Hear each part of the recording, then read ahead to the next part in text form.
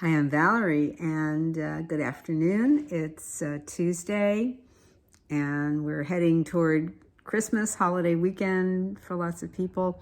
But people who suffer from anxiety feel anxiety regardless of the season, regardless of whether it's a holiday or not. And I'm mentioning this because I've recently received a couple of questions about dealing with anxiety, how to deal with it really as a yoga instructor, what breath work can be done for anxiety. And before I start talking about whatever yoga poses or why yoga specifically would be good for anxiety or why yoga breathing would be good for anxiety, I want to talk a little bit about the topic itself.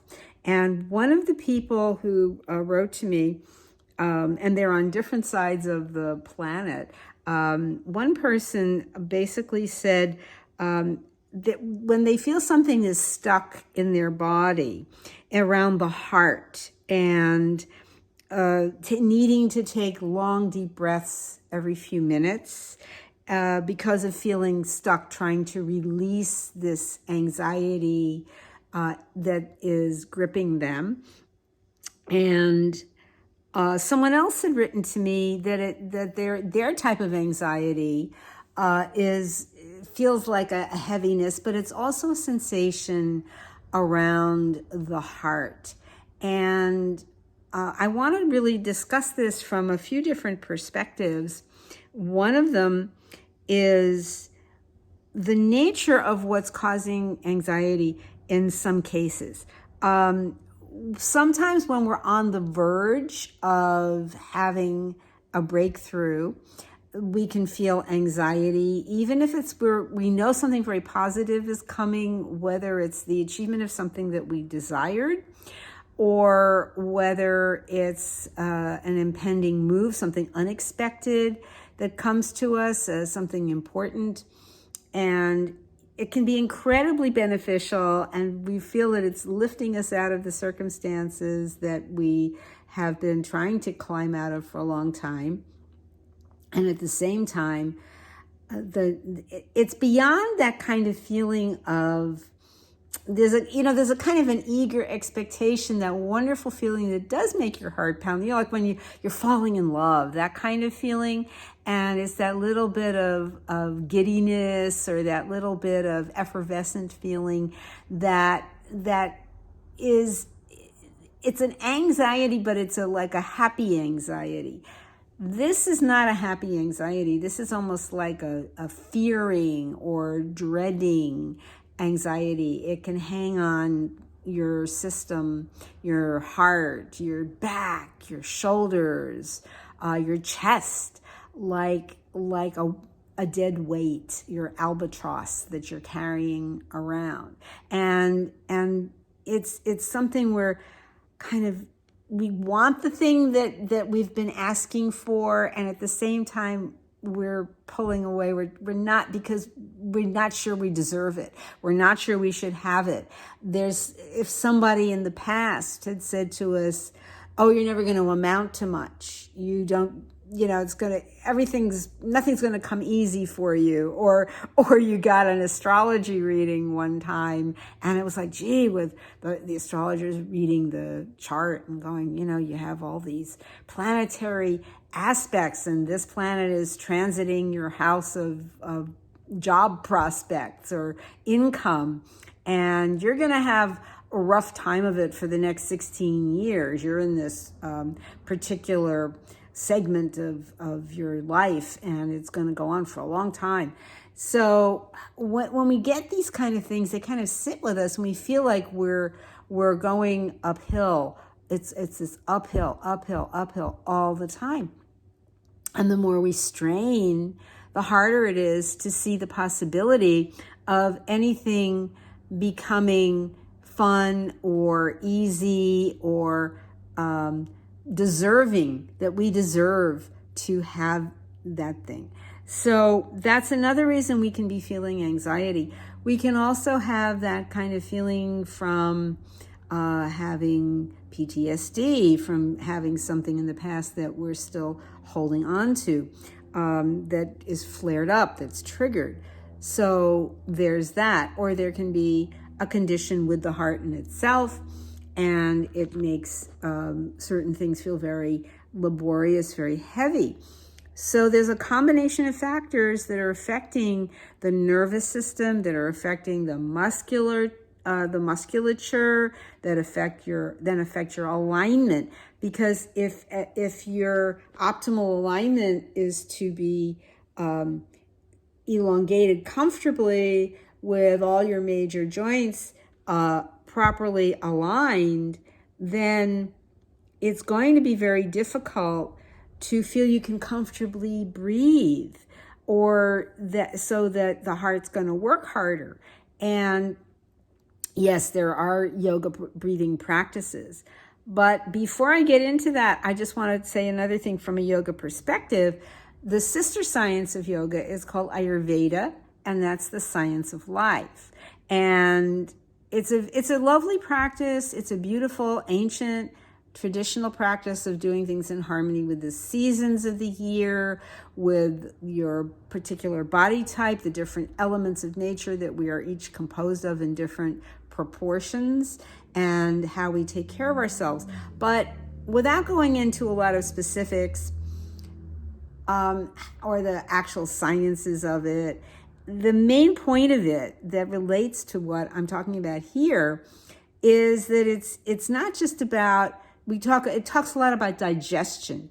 So a lot of Ayurveda is around eating food that's appropriate for your ability to digest it, to make it easier to digest. So you use the way you'd normally say, well, I need a certain amount of cinnamon or ginger to help my digestion.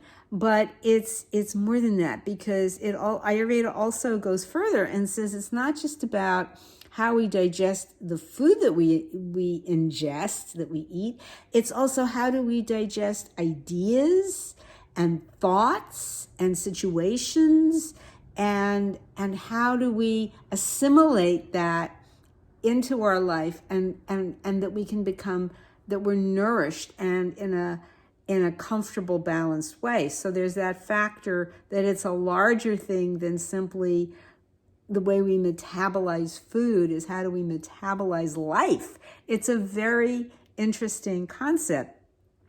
Now, in looking at the work of Neville Goddard of identity-based manifesting, where you assume the state of the wish fulfilled, which might be, say you want to be wealthy, you become the state of the wealth creator, or the state of the expert in a particular area, or the state of the author, the best-selling author, which is what happened for me when I created my first ebook that became a #1 new release. And if I'm going to just mention the name, Banish Money Problems Now, Claim Your Power to Create Wealth, which overnight became #1 new release on Amazon as a Kindle ebook. So this was an amazing experience, but it's assuming the state that gives us, and living from that as if it has already happened, that gives us the ability to create. Because as Neville Goddard has taught, you are the operant power. There is no secondary cause where we can say it's the economy, it's who's in office, it's my lousy job, it's the guy who ghosted me. It's not that. It's, or it's the bad pizza that I ate. It isn't. It's from your internal state. So if the things in our life are not sitting well with us from that digestive standpoint that Ayurveda talks about, we want to use the I am state, the identity-based manifesting, to drop away all the things that are in the way, the middles, as my mentor 2020 talks about. The middles are really what prevent us from experiencing what we're wanting to manifest and living in the state of the wish fulfilled as, sooner rather than later. Otherwise, it just delays the blessing that we want. And so anxiety, it becomes an issue that drains the nervous system. It causes us to walk around in this kind of heavy way, or we feel fearful. We feel like hyper caffeinated, whether we've had, 6 cups of coffee or not. It's just the heart pounds. It feels difficult to breathe. Your muscles tighten up. So all of these things, are factors in causing in the roots of anxiety. So we don't want to really, if we look at it as being from within ourselves, and we want to start to come into that state akin to sleep in order to relax deeply enough so that we can say goodbye to that anxiety, then we also, in fact, I also want to mention my sister author, Lene Burchell, who also published a best-selling or a number 1 selling new release ebook called Anxious, I think it's called Anxious No More. And that is also worth checking out because she also talks about how she conquered her anxiety and ways that she has dealt with it, and a lovely breathing technique for that. And that's out on Amazon, and I would recommend you check that out also. But in as a yoga teacher, I'm asked this question: what kind of breathing? And you want to maybe you want to. This is a helpful way to breathe prior to coming into the state akin to sleep, the SATS or SATS state. And you can do that by just lying down on, doesn't have to be the floor. You can just get comfortable stretch out on your sofa or on your lounge chair. Let your legs stretch out. Or if you like to be, sit in a comfy chair in a lotus position, legs crossed, that's fine. You can sit on the edge of a low seat. You can sit on a yoga mat? Yeah, you can, but lying down is really nice without falling asleep. And you can lie on your back. And sometimes what's really nice about lying on your back is that you feel the back of your body supported by the ground and in touch as you're breathing in and out, so that all the muscles in the back of your body and the big joints, the shoulders and the hips and the backs of the legs too, everything is weighted down. So if you're lying down, you can feel that. You can feel the back of the base of your skull. That's also feels very comforting to rest that on the mat. If you want to lie down that way, you can also do that lying down on your bed or on your sofa. But you don't want to fall all the way to sleep. This is the state akin to sleep. So you just want to get relaxed enough that you don't zone out completely. So that's where you start to let everything calm down. Now, if you're working on a particular yoga breathing practice, and I'm just making an aside here, and yes, Neville had another kind of breathing practice, it's a little more intense because we breathe in and out, and about maybe his third breath, he'd really open up. This was a very big breath, and his body would expand and all kinds of sparks would fly, and he would really assume a very powerful inner state. If you're simply looking to calm your anxiety, then you can also lie down and feel the body breathing. Now, this is when you quiet your breath down. You don't go into any particular control of your breath. You're really just breathing in a natural way. And you're watching. You get quiet. You get still. Be still and know, I am God. So that's your I am state, your essential I am state. comes more forward, and you can relax into that. Feel the back of your body as you expand. Feel the belly rising and falling. Feel the rib cage expanding and contracting. Just natural breathing. Feeling the chest rising and falling. And enjoying that as you feel the back of your body opening, lengthening, relaxing. Just enjoy that. Just go into that quiet, easy state of watching your breath. Just watching your breath. If it feels like your heart is pounding, you can focus on a distant part of your body. You can focus on a sensation in your big toe, in your right big toe, and then your left big toe. You can focus on the sensation of the back of your hand touching the fabric of the sofa, or touching the floor or the yoga mat or the carpet, wherever you are. Just sensations that are simple sensations. You can also feel the sensation of the way the breath feels in the body, just noticing that.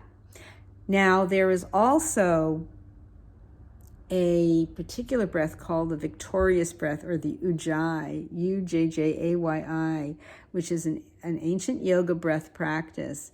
And that's making a very soft sound with your mouth slightly parted. We call it the Darth Vader breath, or the ocean sound, like when you hold a shell to your ear and you hear that rush of, it sounds like the ocean. So it's making the sound starting like home. You're just basically saying home, like ET phone, home. And then you're making that sound. It's in the back of the throat. And then you close your mouth and you keep making the sound.